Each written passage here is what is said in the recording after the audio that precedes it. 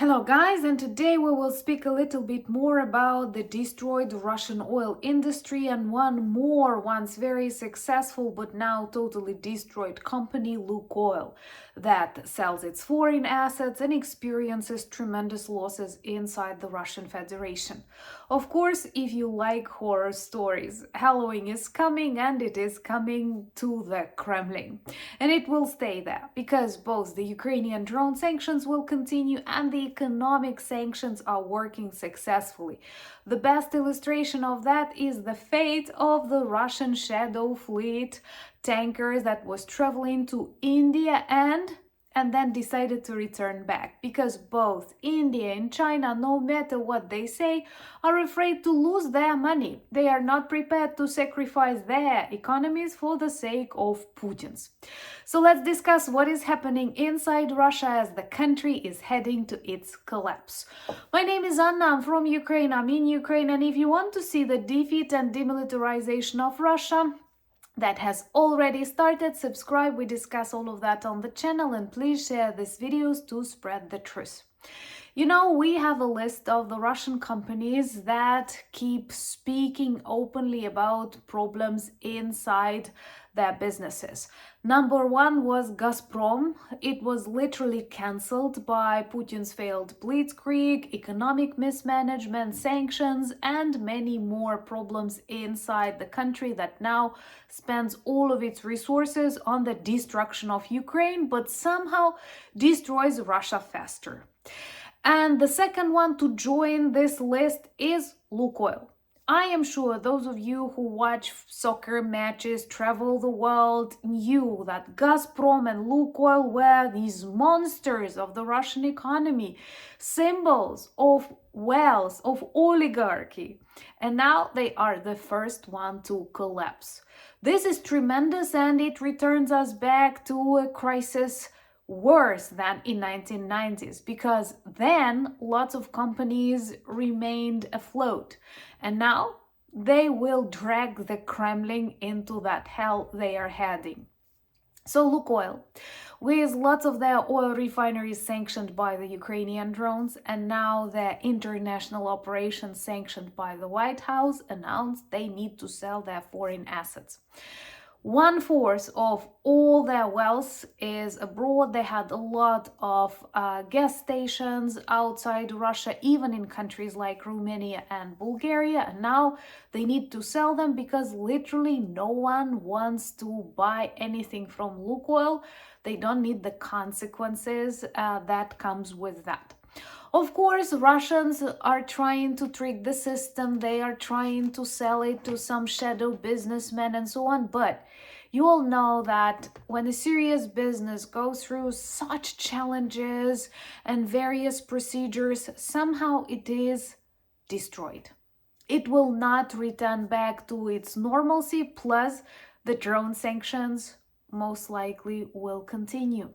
So a company that wants to buy LUKOIL is Gunvor. It has some Swedish, if I'm not mistaken, money, and of course Russian money. But the thing is, the control of Putin's friend oligarch over LUKOIL is over when his company is seriously destroyed inside the Russian Federation and sanctions ruin it from outside on the international market.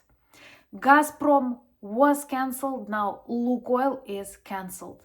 Thumbs up for that, and subscribe to witness more of the Russian businesses collapse, as they once made a mistake and decided to support Putin in his so-called special military operation that turned into a special economic operation to destroy the Russian Federation. And more regions inside the Russian Federation, this monstrously vast territory, report serious fuel crisis closely connected with LUKOIL, with Gazprom, with Rosneft. And I remember that a couple of weeks ago I've told you that approximately 50 out of 83 Russian regions reported gasoline shortages, and now the number is 68, and these are internal Russian sources that speak about that, and more maps of gas stations that are still working appear in the Russian Telegram channels and elsewhere, which is another success of Putin. I think he already has a very long list of his failures, which he wants to describe as success, but even his ideologists are begging to stop this war because it destroys Russia way faster than any other country. And watch my new video on Anna Danilchuk channel that I connect here, where I dive deep into the toxic Russian internet to try and understand what changed the opinion of people that were great military supporters of Putin and of this so-called special military operation. Failures, of course, but if you want to know more, do watch. And another very illustrative story, very illustrative demonstration of this epic fail of Putin's economic and diplomatic mismanagement is what happened to one of many Russia's shadow fleet tankers under the name Furia. It was traveling in the direction of India because, unfortunately, India, China, and many other countries still bought Russian oil, not caring about all the violence Russia does to Ukraine and hybrid warfare against many countries. But then it stopped and needed to return back to the Baltics or stay somewhere in the neutral waters, of course, because India does not want to buy Russian oil anymore. In the world of predators, and China, India, Iran, North Korea, that back up Russia, they don't love Russia. They don't care about Putin's success. They are using the opportunity, they are earning money, they are getting cheaper oil or something like that. But the moment they have any problems with the support of Russia, they are prepared to betray it within a blink of an eye. I hope I'm using it correctly. So right now we witness real horror story developing inside Russia, and in particular for the Kremlin. And to celebrate that, we decided to make minus 15% Halloween sale on our merch shop. You will find the link in the description. Do choose the products you like, because it's not just about the Halloween collection, it's about all the items that magically turn you into the good characters, the people that represent Ukraine and remind the world about our fight and the need to defeat the evil Russia. It's very, very, obvious.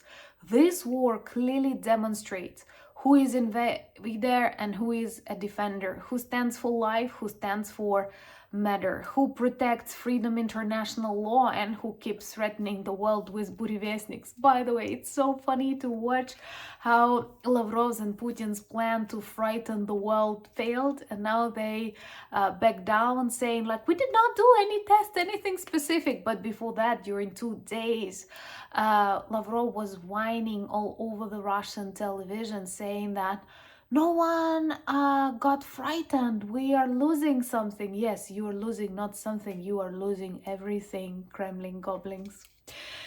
And remember that we meet this Saturday, 9 p.m. Kyiv time in Kyiv. So prepare your questions. I'll be happy to discuss a lot of really hot topics and hot zones on the Russian side.